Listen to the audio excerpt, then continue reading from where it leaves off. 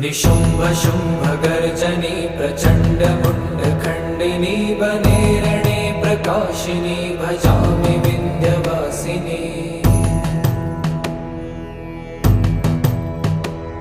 त्रिशूलमुण्डधारिणी धराविघातहारिणी गृहे गृहे निवासिनी भजामि विन्ध्यवासिनी।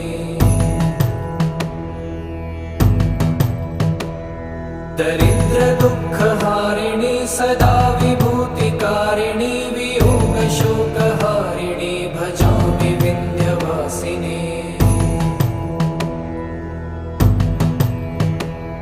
लसत्सुलोललोचनं लतासनं वरप्रदं कपालशूलधारिणी भजामि विन्ध्यवासिनी। कराब्जदान